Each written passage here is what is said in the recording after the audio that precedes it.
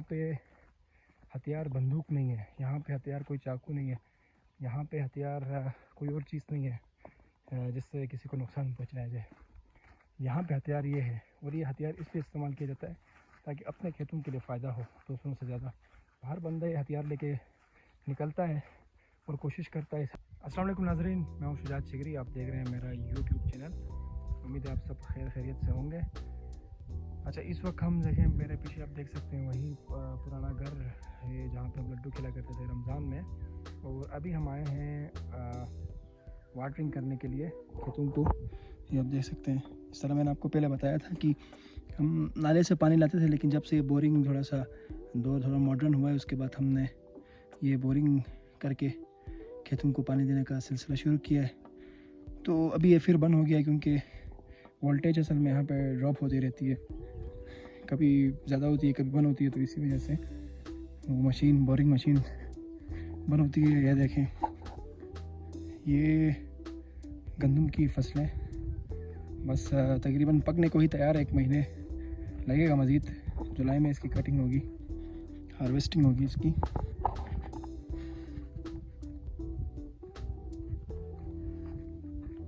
तो ये चेक करें आप, ये देखिए पहाड़, ड्रीम टू गो देयर। ये जो जगह है, हम सब की ख्वाहिश है कि इस जगह पे हम जाएं, लेकिन बहुत टॉप पे आप ऊपर का व्यू चेक कर सकते हैं। ये देखें, यहाँ पे बर्फ़बारी एट द टॉप और उसके नीचे मेडोस। तो ये जितने भी मेडोस हैं यहाँ पे, हमारे फिर मेडोस हो गए या गिलगित बल्तिस्तान में जितने मेडोस हैं, मैं चैलेंज के साथ कह सकता हूँ कि उन सब में से ये जो मेडो हो बहुत खूबसूरत होगा। क्योंकि कहते हैं ना, difficult road leads to beautiful destination. तो आप देखें कितने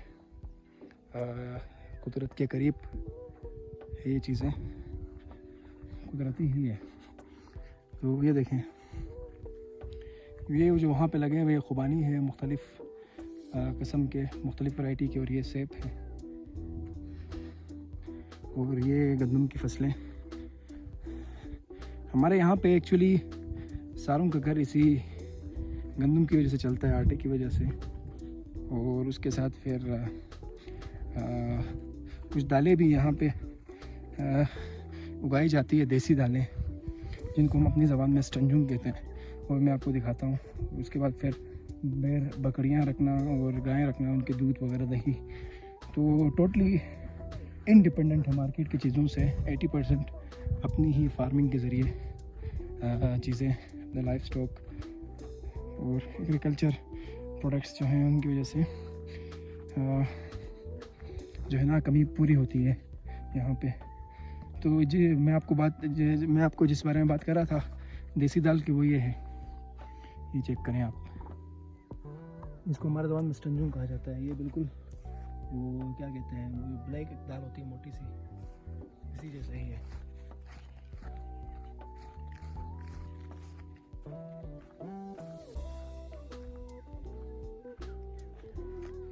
तो ये अब हम दोबारा मशीन ऑन करने जाएंगे, क्योंकि मैंने आपको बताया था कि यहाँ पे वोल्टेज अप डाउन होता रहता है, जिसकी वजह से सर्किट ब्रेकर हमने लगाया हुआ एहतियात के लिए, तो मशीन ताकि जल ना जाए। वो देखो दोबारा नीचे आया हुआ है।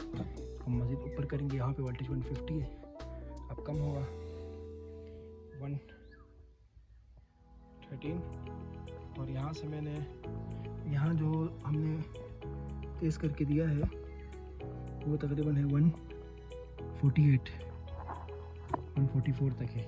इसको मज़ीद कम करेंगे क्योंकि बिजली कभी ज़्यादा तेज़ होती है बाद में, क्योंकि सुबह बहुत कम यूज़ करते हैं लोग। तो अभी दोबारा मशीन ऑन हो गया है, हम आपको दोबारा उसी जन्नत लेके चलते हैं।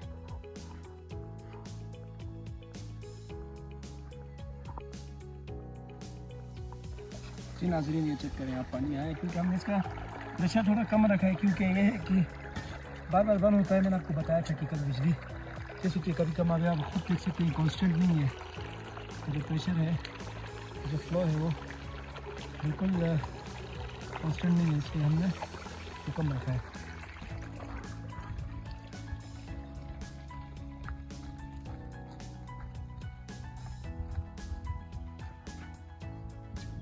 तो ये देखिए, अब भी ये जो है ना नखरे कर रहा है, कभी ज़्यादा कभी कम पानी दे रहा है। तो बस ये अभी खेत ख़त्म होगा तो ये आखिरी रह जाएगा, ये आखिरी हिस्सा। उसके बाद हम दूसरा खेत की तरफ जाएंगे। यह जो है ना, इसको हम घास कहते हैं, सूखा घास। इसको हम अपनी ज़बान में सुआ कहते हैं। और ये एक छोटा सा कमरा बना हुआ है टायर का। तो ये गाय वगैरह के लिए ना स्टॉक किए हुए हमने, क्योंकि अभी थोड़ा सा गीला वो नहीं खाते, तो थोड़ा सा सूखा करके इनको खिलाते हैं। तो ये चेक करना,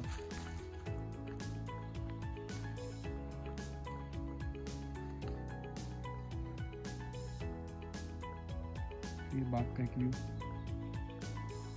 तो ये आप देख सकते हैं पानी फिर बंद हो गया। सर मैंने कहा था कि ये जो स्पीड है, सॉरी जो प्रेशर है वो कांस्टेंट नहीं होता है, कभी ज़्यादा कभी कम। तो मेरा ख्याल से अभी थोड़ा प्रेशर कम होके बंद हो गया है, पहले थोड़ा ज़्यादा होके कम हुआ, अभी हम दरमियान में रखेंगे। तो this is all about village life. ये आपके पास हथियार होना चाहिए, क्योंकि यहाँ पे सबसे बड़ा हथियार ये है। तो ये आप देख सकते हैं पानी फिर बंद हो गया। सर मैंने कहा था कि ये जो स्पीड है, सॉरी जो प्रेशर है वो कांस्टेंट नहीं होता है, कभी ज़्यादा कभी कम। तो मेरा ख्याल से अभी थोड़ा प्रेशर कम होके बंद हो गया है, पहले थोड़ा ज़्यादा होके कम हुआ, अभी हम दरमियान में रखेंगे। तो this is all about village life. ये आपके पास हथियार होना चाहिए, क्योंकि यहाँ पे सबसे बड़ा हथियार ये है। यहाँ पे हथियार बंदूक नहीं है, यहाँ पे हथियार कोई चाकू नहीं है, यहाँ पे हथियार कोई और चीज़ नहीं है जिससे किसी को नुकसान पहुँचाया जाए। यहाँ पे हथियार ये है, और ये हथियार इसलिए इस्तेमाल किया जाता है ताकि अपने खेतों के लिए फ़ायदा हो दूसरों से ज़्यादा। हर बंदा ये हथियार लेके निकलता है और कोशिश करता है इस हथियार के ज़रिए अपने खेतों को सैराब करे। ठीक है, तो ये हथियार लाजमी है, यहाँ का खासा है ये हथियार। तो जहाँ भी जाए हम अपने यहाँ जितने भी खेत हैं वहाँ तकरीबन सब में एक एक हमने हथियार रखा हुआ है, ताकि बर वक्त, क्योंकि यहाँ पे पानी का थोड़ा शॉर्टेज है। अभी हमने असल में बोरिंग किया है। मैंने आपको बताया था कि दौर के साथ साथ इंसान एडवांस होता है, टेक्नोलॉजी एडवांस होती है, तो उसका फ़ायदा उठाना चाहिए। लेकिन मैंने जिस तरह कहा कि टोटली डिपेंडेंट नहीं होना चाहिए। फिर आपकी जो ह्यूमन जो एनर्जी है या ह्यूमन जो चीज़ें हैं, मतलब वो फिर आप मशीन पर डिपेंडेंट होंगे तो फिर आप सुस्त पड़ जाएंगे, उसका नुकसान भी बहुत ज़्यादा है, physically, mentally, as a society में ही, फिजियोलॉजिकली। तो अभी हम दोबारा जो है ना इस तरफ पहुँचे इसी के पास, इस मशीन के पास। अभी फिर हम ऑन करके दिखाते हैं। तो जी हाँ, पानी हमने दोबारा ऑन किया है, तो ये देखें आप।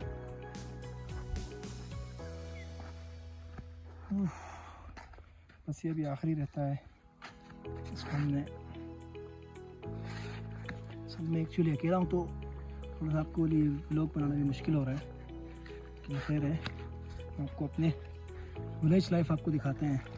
तो बहुत सारे लोग इसरार कर रहे थे, मेरे आप खुद दोस्तान और बहुत सारे लोग, कि आप अपने गांव की खूबसूरती नहीं दिखाते, वहाँ पे जो रूटीन होता है वो आप नहीं बताते, बल्कि आप शहर से जाके 3 महीने के लिए बिल्कुल ही ऐसा लगता है कि आप क्वारंटाइन में चले जाते हैं, ना कॉल छाल। तो इनको मैं बताता चलो, यहाँ पे एक तो सिग्नल का इशू है, नेट का भी इशू है, और होना भी चाहिए, क्योंकि जब आप ये नहीं समझता कि कितना इम्पोर्टेंट है, क्योंकि शहर में हम काफ़ी टेक्नोलॉजी का इस्तेमाल करते हैं, यहाँ पे हमें थोड़ा सा टेक्नोलॉजिकल गैप चाहिए ताकि थोड़ा मेंटली और फिज़िकली थोड़ा सुकून हासिल हो, मेंटली सुकून और फिज़िकली थोड़ा सा बंदा फिट रहे।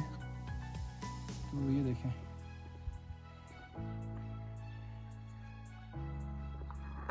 तो बस आज का व्लॉग इतना ही, कि इंशाल्लाह फिर नेक्स्ट व्लॉग में मिलते हैं, क्योंकि अभी मैं सारा आपको दिखाऊं तो व्लॉग बड़ा लंबा होगा और काफ़ी बोरिंग होगा। तो उम्मीद है आप मेरे नेक्स्ट व्लॉग का इंतज़ार करेंगे। तब तक के लिए मुझे ज़रूर दीजिए। अल्लाह।